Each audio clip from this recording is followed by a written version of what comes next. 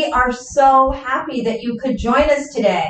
As you know, this is our week when we are celebrating the literary arts. While we frequently bring in artists whose work is on the wall, two-dimensional, three-dimensional artists, or we bring in performers, this week we are talking to people who are affiliated with books. So my special guest today is none other than Becket Royce, who is a voice actor, and she has been the narrator of close to 40 books. So we're going to have a little discussion about what it's like not to be the writer of a book, as we discussed yesterday with Dr. Michael McGee, but what it's like to be the voice of a book. Hi, Becket, welcome. Hi, Hyla. It's really good to see you. It is good to see you, too. So, Becket, how did you get involved in doing this in the first place? How does somebody become a narrator for books? Well, in my case, I was an actor first. I started acting when I was in high school, and I went on to majoring in acting in college, and then I got my Master of Fine Arts in acting. And then I was a working actor in New York and Boston for 10 or 12 years. And I realized at the end of that time that what I really preferred was voiceover stuff, narration. I found that when I was auditioning for radio commercials and things like that, I was much more in my element than I was when I was on camera. So I thought that I would continue that, and I did. I live in North Carolina now, and when I moved here, I got affiliated with a studio very quickly, and I worked with them a lot, doing a lot of voiceovers, local stuff here in North Carolina. And then when this whole audiobook thing started, I have some friends up in New York who are audiobook producers, and they hired me this is my first audiobook, to record Marilyn Robinson's Housekeeping. I don't know if you know. Do you know that? I know. It was a movie. Christine Lottie was in the movie. Anyway, this is one of those books that has kind of a cult following. It's very, very dear to the hearts of many people. So going into this as my first book was kind of nerve-wracking. And if you go on Audible or one of those things and you read the reviews of that book, you will see that a lot of people were not happy with me. Really not happy. But a lot of people were. I mean, it wasn't terrible. But I really did stop reading those reviews shortly after the book came out.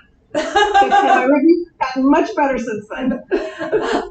So, in terms of, as you said, some producers have contacted you for a book. How do you go about finding work in the field? Is it people coming to you, or is there a way that you're proactive in seeking it out? Well, excuse me, it's a little bit of both. Mostly it's me looking for work. And there's a huge world of audiobook narrators who self-produce, and it's done through a couple of different websites, but the big one is a website called acx.com, and it's part of Audible, which is part of Amazon. Right. And narrators can go on there and they can audition. Authors will put their books on there looking for narrators. Narrators can audition for the books, and they can do them that way. They have to have their own home studios. They have to be able to edit. They have to be able to do the whole Megillah. I would say a majority of audiobooks in this day and age, not the big bestsellers and stuff like that, but the smaller independent books, that kind of thing, will be people doing that kind of thing from their home studio through some website who does the marketing and placement and all that stuff. Okay. Wow. So you talked about the first book that you narrated, but as I said, I went and counted myself all of the many books that you have narrated over time. Of all of those books, what's been your favorite? I mean, I assume it's got to be very interesting to try and put yourself into the author's voice, as well as the characters within a story. So which of all of these, which was your favorite and why? Well, can I give you two? Yes. different reasons. The first one is a book that, a very little book. It wasn't part of a series. I've done a fair number of series books like mysteries and stuff like that. But this is a book that was called Matchbook. The author is Desiree Prosapio. And there was just something, I just thought it was a really wonderful book. The character was incredibly well written. And actually, all of the characters were really well written. And it was kind of a mystery. It's just, I don't know. There was something about that book that I just absolutely loved. Mostly because of the main character, the main character's voice. She was a homeless woman in San Antonio. And she had lost her daughter years ago, and she was trying to a drug overdose. And she was trying to find out what happened. That's kind of the mystery. Anyway, it's just a great story. The other one is actually a book that my sister wrote. My sister Catherine wrote a book called Wherever I wrote it down because I knew I'd forget. Wherever I am, I'm fine. She wrote this book while she was struggling the last few years. She was diagnosed with ALS, and this was maybe 2 or 3 years before she died. And after she died, my sister Amanda and I narrated the audiobook. We split the chapters up, and the two of us narrated the book. So, of course, that one's very important to me. That one is all about my family. It's all about my sister.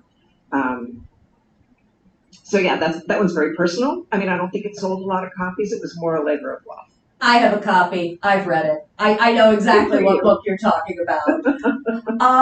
So in terms of when you're narrating a book, sometimes there's expository writing, and then sometimes you have to speak in characters' voices and multiple characters' voices. How do you handle that in terms of creating these different characters? Like, what is the thought process behind how you do it, and how do you keep it consistent as you're going through a long novel that you're reading? Yeah, that's actually, you have to read the book first. Yeah. Yeah. I mean, but no, that sounds obvious. But I one of the first books that I did on my own, I did not read the book to the end.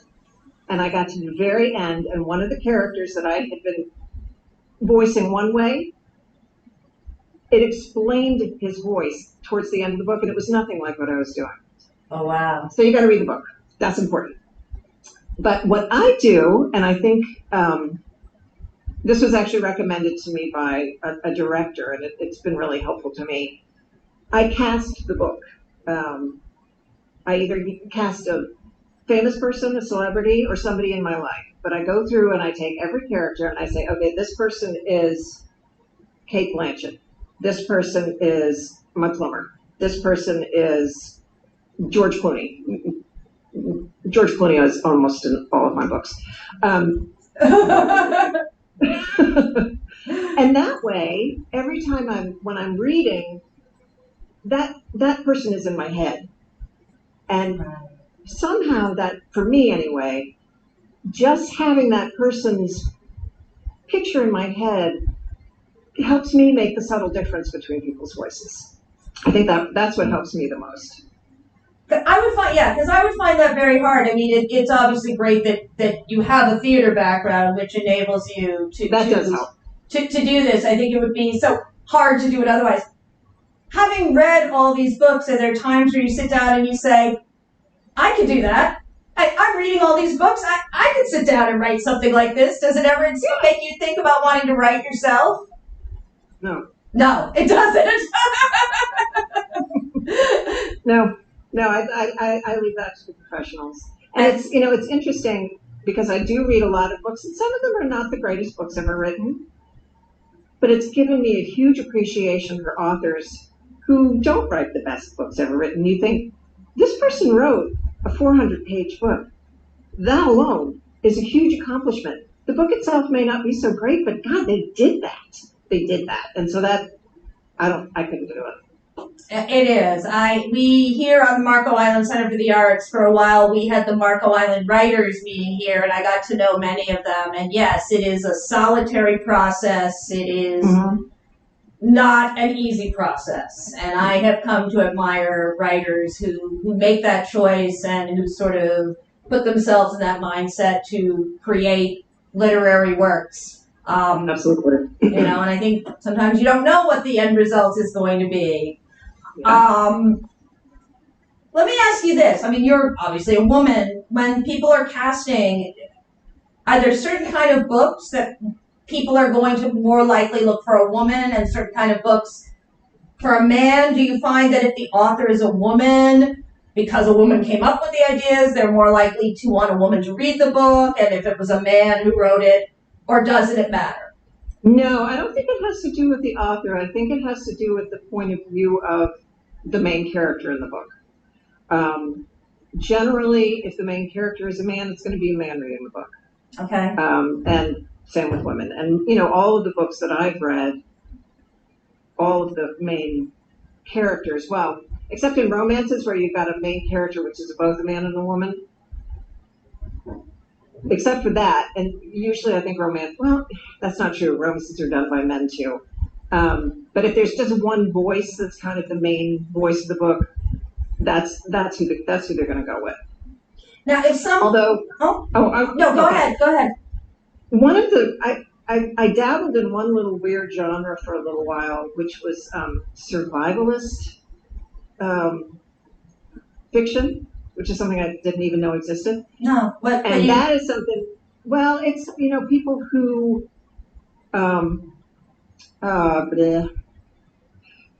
they're the people who stockpile in case of emergency. Okay. Got it. They've got the basement full of canned goods, and they're ready in case of emergency. And that's a genre of fiction, or really? Okay. Yeah. Oh yeah. I did not know this until I was cast in one of these books, which are generally read by men, because it's usually from that perspective. But these few books that I did read were done with a woman's perspective. So the guy who usually does most of those sought me out. I auditioned for him, and I was working for him for a while, doing the more female-driven ones. Wow. But that was an anomaly. I haven't had one of those in a while. So what are you, as I said, I looked at the body of work, and you have clearly been doing this for some time because you have done a lot of these books. Are you working on something right now? Are there any new releases that are coming out? I'm working on a couple of things. I'm just finishing it's book 5 in the Concordia Wells Mysteries, which actually is a truly delightful series. Hyla, actually, it's based in Hartford, and Connecticut. It's based in Hartford at the turn of the century, the turn of the last century, not this one. That's different now. And the character is a woman who teaches at a women's college, and it's a beautifully written series, very sweet. The mysteries are actually good. You don't figure them out until the end. And so I'm working on the 5th one of those. That's going to come out very soon. And then the other one that I'm working on, I'm about to start reading, is the Molly Sutton mysteries. And these mysteries take place in France. It's a woman expat who's moved to France and moved into a small French town, and all of that entails. And it's there's, for a small town, they have a lot of murders, because this is book 8 that I'm working on. Oh, wow. Okay. Now, obviously, the more books that sell, the more benefit to an author. The more people who buy audiobooks, does that affect you, or is it? Yes, it does. I think so. Well, of course, I get paid more because I get royalties. You do get royalties. So that means I should stop. It depends on the contract. Some you get royalties for, some you just get paid outright and you don't get any royalties. But also, the more people who read your book, the more people review your book. And when people go on Audible and they see how many people have reviewed your book, that's gonna influence the way people choose books to read. If they see somebody that's got 4 reviews that are kind of lukewarm, they're probably not going to pick that book. But if they see a book that's got 2,000 4-star reviews, they're going to think about that one. So yeah, the more you do, the better, I think. Excellent. Well, I have to say I'm a big reader. My Kindle goes with me every place, and when in my previous life, when I lived in Connecticut and I used to have long commutes, I used to listen to, actually they were on CDs. I guess now you just download it to your phone and plug it into your car.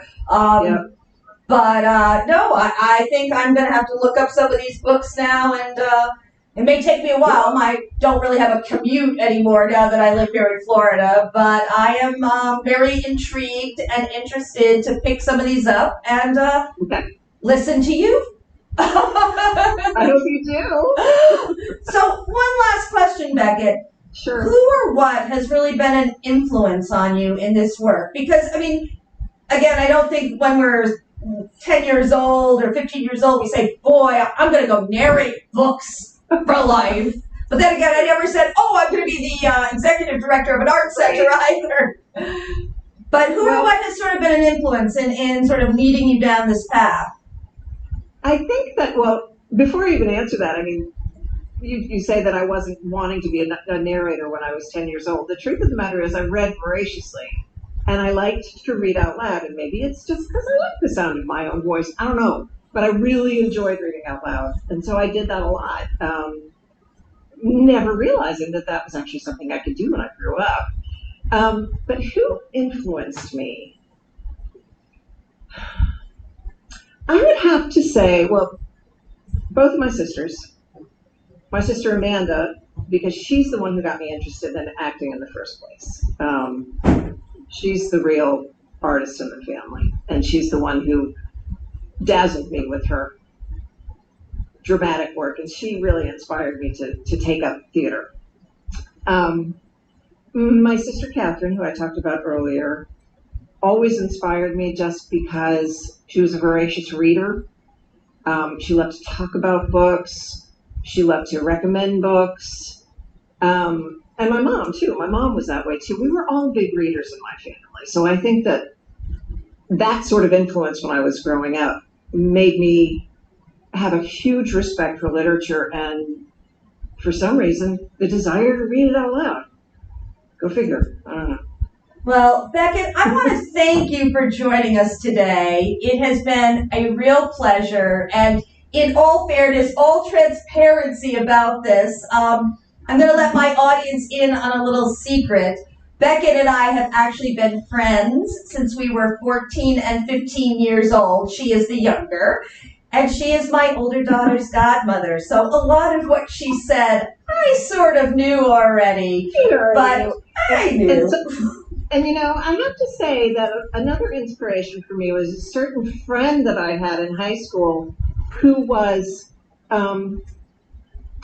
really into musical theater, a fabulous actress, a fabulous singer, a fabulous dancer. Oh, and that was Hyla. No, I don't think so. Honestly. It was a long time ago, my friend. But still, it's true.